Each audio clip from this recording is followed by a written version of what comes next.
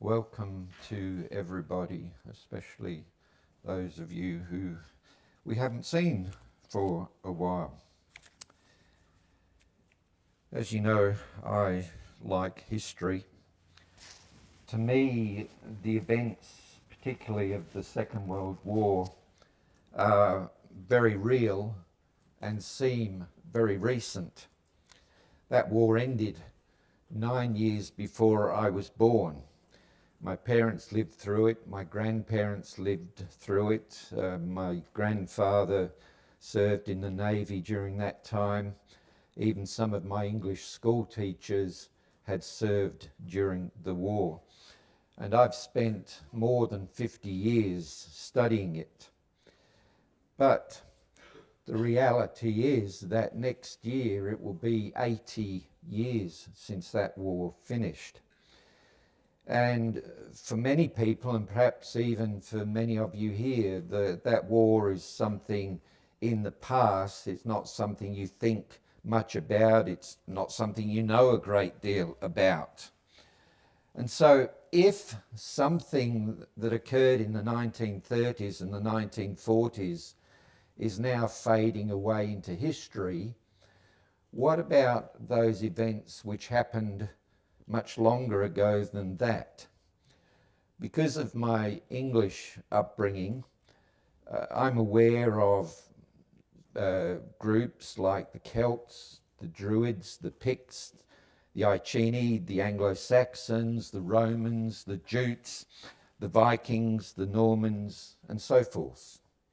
I'm aware of them because I learned about them and I read about them. But even with my English schooling, it's a long time since I've read about any of these groups. And I can't claim to know a great deal about them. And some of you have probably never even heard of some of the groups that I've mentioned. And then we get on to some of the groups and events that are mentioned in the Bible, and particularly the Old Testament. Even among Christians, there would probably be many who know little about the Amorites, the Jebusites, the Moabites, the Edomites, the Ammonites, the Philistines, the Assyrians, the Babylonians, the Medes, the Persians, and so on. And if many of us only know a little bit about some of these groups, then what about people who never go to church? People who never read the Bible? The problem is that in our modern society, we've got a lot of people who know little about the Bible. They know very little about Bible places and events. And so if you talk about some of these things, it sounds as though we're talking about legends. We're talking about fairy stories. But I've said many times that the Bible deals with real people, real places, and real events. In other words, the Bible deals with real history. Bible history is part of world history. It's factual. And I've talked about that from time to time in some of my sermons. I've talked about the repentance of Nineveh at the preaching of Jonah. I've talked about the failed attempt by Assyria to conquer Jerusalem. I've talked about Lachish and about the fall of Edom. I've talked about these things and showed that they are real events. And today I want to deal with the fall of Assyria and of its final capital, Nineveh. And this isn't just a sermon about history, it's a sermon about the credibility of the Bible and thus the credibility of Christianity. As one encyclopedia describes it, Assyria has been described as one of the, quote, greatest of ancient empires. By the reign of Ashurbanipal, and that was somewhere around 668 to 633 BC, the Assyrian Empire reached its greatest extent, and it stretched in an arc from the Persian Gulf in the southeast, heading northwest up towards the Black Sea, coming down along the coast of the Mediterranean and extending as far as Egypt and the Red Sea. It covered that whole swathe of area. And it was a very warlike and very aggressive territory. The New Illustrated Columbia Encyclopedia says, and I quote, "The military aspect of the empire was its most prominent feature, for Assyria was prepared for conflict from beginning to end." So that's the main thing it's known for, is conflict, is war. And indeed, it needed so many of its men to fight its wars that it didn't have enough people to focus on agriculture, and so eventually Assyria had to rely on imported food. They were too busy fighting to grow their own food and prepare it. Assyria was also known for its cruelty, and let me take two quotes here. Number one, Nineveh was the capital city of Assyria, the most cruel and ruthless nation of the ancient world. The Assyrians terrified their intended victims because not only did they destroy and burn the cities they conquered, they also subjected the inhabitants to various kinds of suffering and humiliation. The second quote, descriptions of their conquests, killings, and subjugation of nations, and even their artwork, which shows decapitation, dismemberment, impaling, skinning alive, and other atrocities, showed that the Assyrians were precisely the cruel and pompous creatures that Nahum describes. Nahum is one of the Old Testament prophets, and I want to come to him in a while. Come over, though, first of all, to 2 Kings chapter 18 and verses 33 to 35. Here, the Assyrian king sends his forces against Judah, and many cities fall, and then they try to conquer Jerusalem, and first they besiege it, and they're very confident that they are going to win.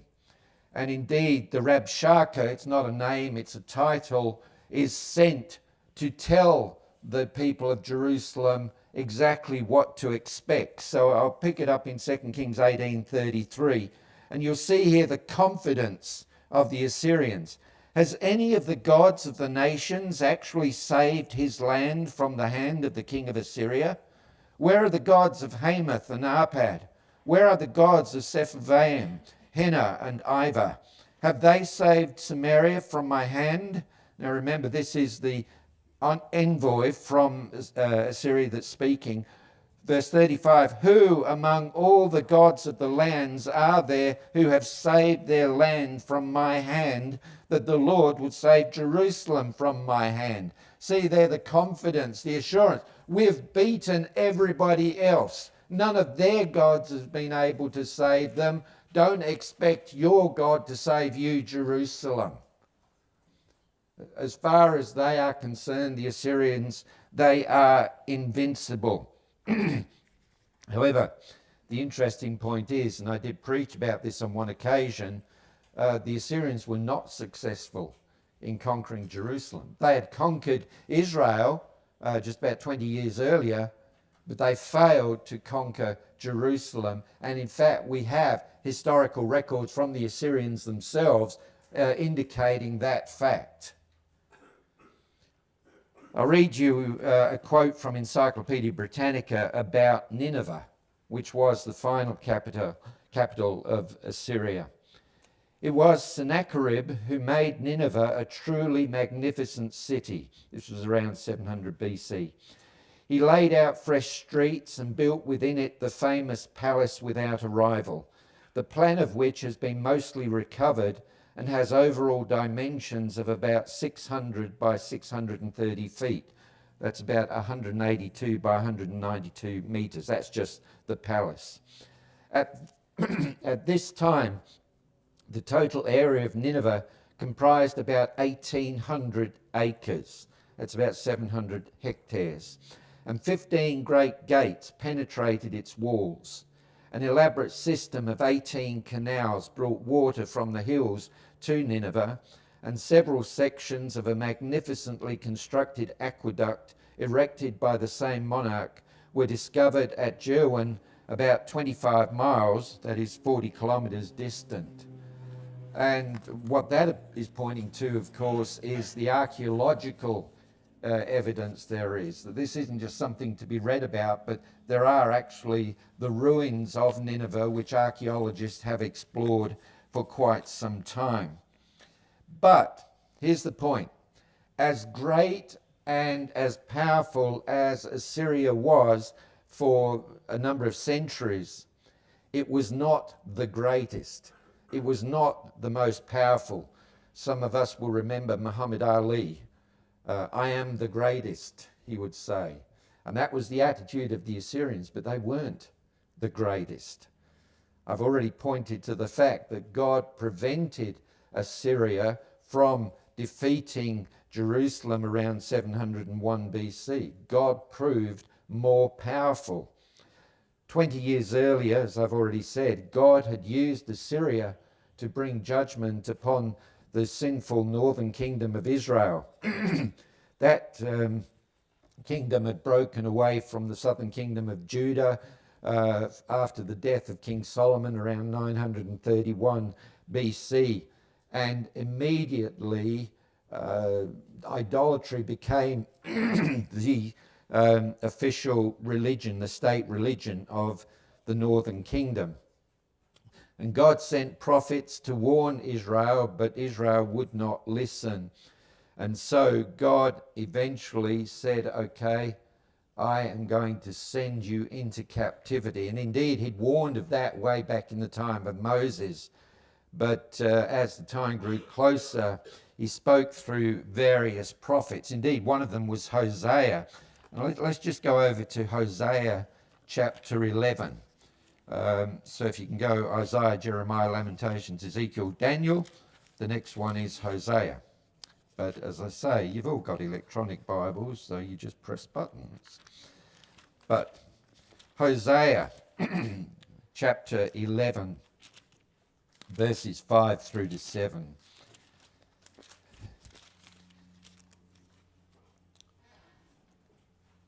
This is God speaking. They will not return to the land of Egypt, speaking about Israel, but Assyria, he will be their king, because they refuse to return to me. And the sword will whirl against their cities and will destroy their oracle priests and consume them because of their counsels. So my people are determined to turn from me, though they call them to the one on high, none at all exalts him. And this was the history of the northern kingdom over something like 210 years. So God warns through prophets like Hosea, you're going to face the consequences of your continual rebellion. And indeed, the northern kingdom of Israel did fall around 721 BC. You've got a description of that over in 2 Kings chapter 17. And I'll just read the first 6 verses there, 2 Kings 17. The whole chapter is devoted to the fall of Israel. 2 Kings 17 verse 1. In the 12th year of Ahaz, king of Judah, Hoshea the son of Elah became king over Israel in Samaria and reigned for 9 years. He did evil in the sight of the Lord, only not as the kings of Israel who preceded him. Shalmaneser, the king of Assyria, marched against him, and Hoshea became his servant and paid him tribute. But the king of Assyria uncovered a conspiracy by Hoshea, who had sent messengers to So, king of Egypt, and had then brought no tribute to the king of Assyria, as he had done year by year. So the king of Assyria arrested him and confined him in prison. Then the king of Assyria invaded the entire land and went up to Samaria, that was the capital city, and besieged it for 3 years. In the 9th year of Hoshea, the king of Assyria captured Samaria and led the people of Israel into exile to Assyria and settled them in Halah and Habor on the river of Gozan and in the cities of the Medes. So Israel fell to Assyria. God had used Assyria in that regard.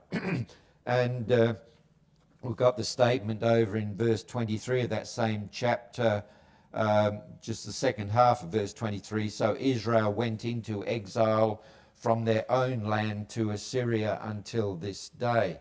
That is the time at which this was written. So even a powerful empire and nation like Assyria was still under God's control. Doesn't mean God made them do all that they did. It doesn't mean that God approved of all that they did.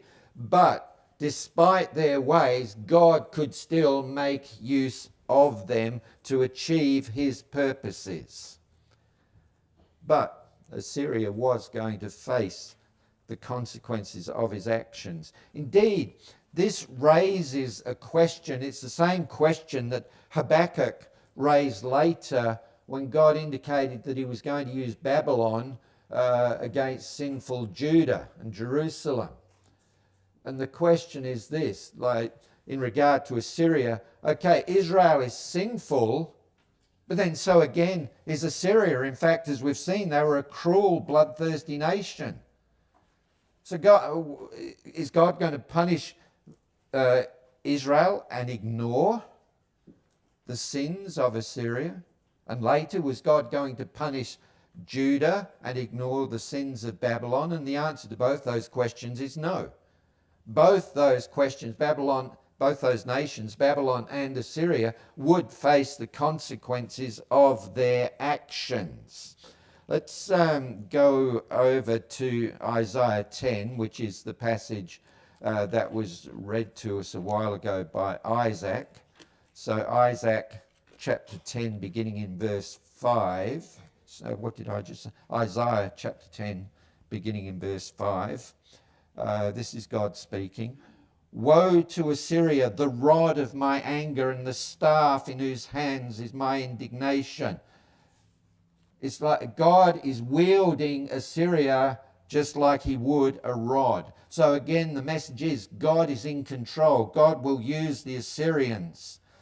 It goes on in verse 6, I send it against the godless nation, Israel, and commission it against the people of my fury to capture spoils and to seize plunder and to trample them down like mud in the streets. Yet it does not so intend, nor does it plan so in its heart, but rather it is its purpose to destroy and to eliminate many nations. In other words, there's no consciousness of God in Assyria. As far as Assyria is concerned, it's out to achieve its own ends. It's out to conquer for its own benefit. It is totally unaware of the fact that God is using it. Verse 8, for it says, are not my officers all kings? Is not Calno like Carchemish, or Hamath like Arpad, or Samaria like Damascus? As my hand has reached to the kingdoms of the idols, whose carved images were greater than those of Jerusalem and Samaria, shall I not do the same to Jerusalem and her images, just as I have done to Samaria and her idols? That's Assyria's attitude. It'll conquer Jerusalem just like it's conquered everybody else. But, verse 12, so it will be that when the Lord has completed all his work on Mount Zion and on Jerusalem, he will say, I will punish the fruit of the arrogant heart of the king of Assyria and the arrogant pride of his eyes. For he has said, by the power of my hand and by my wisdom I did this, because I have understanding and I removed the boundaries of the people and plundered their treasures. And like a powerful man, I brought down their inhabitants, and my hand reached to the riches of the peoples like a nest. And as one gathers abandoned eggs, I gathered all the earth, and there was not one that flapped its wing, opened its beak, or chirped. I did all of this, says the king of Assyria. I am in control. But God responds, verse 15, is the axe to boast itself over the one who chops with it? Is the sword to exalt itself over the one who wields it? That would be like a club wielding those who lift it, or like a rod lifting the one who is not wood. I like watching wood chopping events. You know, you can see it at the Royal Easter Show and things like that. And I'm just amazed at the skill and the speed with which they can chop through. I don't sit there thinking, wow, what a fantastic axe. Look at how that axe is cutting that wood. It's the one chopping the wood. I was going to say it's the man. I guess there's women wood choppers. That's where the skill lies. And God is saying to Assyria, you are the axe, you are the rod, you are the saw, but I am the one that's wielding you. You think that your power is due to you alone and your success is due to you alone. No, says God, I am in control and you will face judgment. And that prophecy, Isaiah, you could say somewhere between about 750 and 700 BC. But then we go over to Nahum. Nahum's a bit later. Hosea, Joel, Amos, Obadiah, Jonah, Micah, Nahum. So it's about 7 books in after Daniel. Nahum, Nineveh, both begin with N, and that's the way to think of it. Nahum is a prophecy about Nineveh, the capital of Assyria. Nahum chapter 1 verse 1, the pronouncement of Nineveh, the book of the vision of Nahum the Elkoshite. We go to chapter 1 and verse 8. But with an overflowing flood he will make a complete end of its sight and will pursue his enemies into darkness. There's the idea there of a flood striking Nineveh. And the question is, well, is that a real flood or is it just figurative? Well, let's just read on for a while. Chapter 2, verse 3. The shields of his warriors are dyed red. This is talking about the warriors of Nineveh. The warriors are dressed in scarlet. The chariots are fitted with flashing steel. When he is prepared to march, and the juniper spears are brandished, the chariots drive wildly in the streets. They rush around in public squares. Their appearance is like torches. They drive back and forth like lightning flashes. So you can see all the activity here with the chariots. Verse 5. He remembers his officers. They stumble in their advance. They hurry to her wall, and the mantelet is set up. The gates of the rivers are opened, and the palace sways back and forth. So there's all the effort of the soldiers there, but there's the idea in verse 6 again of flood. And then chapter 3, beginning in verse 13, behold, your people are women in your midst. The gates of your land are open wide to your enemies. Fire consumes your gate bars. Draw for yourselves waters for a siege. Strengthen your fortifications. Go into the clay and tread the mortar. Take hold of the brick mold. There fire will consume you. The sword will cut you down. I will consume you as a creeping locust consumes a crop. You got 3 things mentioned in those readings there. The idea of flood, the idea of siege, and the idea of fire. Let's see what happened. As I've already said, the Assyrian Empire reached its greatest extent by the reign of Ashurbanipal, which was between about 668 and 633 BC. In the eastern part of the Assyrian Empire, you've got Babylon. And Babylon is growing in power. And just to the east of Babylon are the Medes. In 616 BC, an alliance of the Medes and the Babylonians attacked Assyria and I quote here, began a systematic reduction of strong points throughout the empire. So one by one, this alliance attacks Assyria's strong points. In 612 BC, a force of Babylonians, Medes and their allies besieged Nineveh. The siege lasts 3 months. Uh, Now, Nineveh, incidentally, had very strong walls around it, which would be very, very hard for an attacking enemy to get through. But what happened? Flood waters washed away part of the city's defensive walls, thereby allowing the attacking forces to enter Nineveh. The Assyrian king at that time, faced by the flooding, set fire to his palace. And if you read the archaeological research that has been done on Nineveh, there are extensive traces of ash in the remains of that city, indicating that there was indeed a fire. So, what had Nahum prophesied? Flood, siege, fire. What happened? Flood, siege, fire. It was exactly as God had predicted. The Assyrian Empire was then split between the Medes and the Babylonians. The Medes took the lands to the north and northwest. The Babylonians took the land to the south and the southwest. And thus fell Assyria. What do we take from that?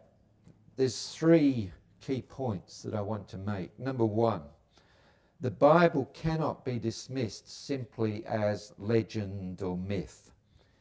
It deals with biographical, historical, geographical details which have been shown to be accurate. They were real. People and places described in the Bible really did exist. Events described in the Bible really did take place. A second point, this lesson points to biblical prophecy. The Bible contains many, many prophecies that are shown to be accurate. But the argument made against that is, no, the Bible is a forgery. It's a late fake. So these prophecies weren't written and uttered before the events happened. Really, the Bible was written after these events happened. You can't uphold that argument. For instance, the Hebrew Old Testament was translated into the Greek Septuagint, according to one writer, by about 280 BC. So that means that the whole Old Testament existed before that time in order to be translated. And the Bible particularly makes numerous prophecies about Jesus Christ. And all of those prophecies in the Old Testament were written prior to 280 BC. And there's other testimony to the early writings. So you can't say the Bible pretended they were prophecies but wrote about them later. That's not so. We have many cases of fulfilled prophecy. And that's an evidence of the reliability of the Bible, the existence of God, the authenticity of Jesus Christ, and the truth of Christianity. And then there's a third point. What we see with Assyria, as with various other nations, is that God uses nations according to his purposes. Even when nations themselves reject God, God still can use those nations. It doesn't mean God approves of them. It doesn't mean God is making them do evil. It is just saying that however these nations conduct themselves, God has power over them and God can use them. He is in control. And along with that, God also holds these nations accountable. He will bring them into judgment, and you see that again and again through the Bible. You see it with Canaan, with Israel, with Edom, with Assyria, with Babylon, with Judea. And if God was using nations throughout those biblical times, there is absolutely nothing that says he is not doing the same thing today. God has power over the nations. He always has. And he has that power today as well. God hasn't lost control. Nations may rise up against him and his principles, but just as God used them and held them accountable in the past, so God is doing so now. So, What do we take away with us? Many people today give the Bible little thought, and it's not because they've studied the Bible and found it to be unreliable. Rather, many people are raised today never having discussed the Bible, never having investigated the Bible. Many people today just are raised to see the Bible as completely irrelevant. There may not even be a Bible in their house. And what about us as Christians? It may be that although we gather once a week, we don't really study the Bible much. We don't read the details of the Bible and about the places that it's talking about, and therefore our faith is still rather weak. And thus, when difficult times come along, we've got nothing really to hold on to in terms of faith and hope. Well, what we need to do is to see that the Bible is reliable. It is talking about real things, and it's talking about the real God who works in human history.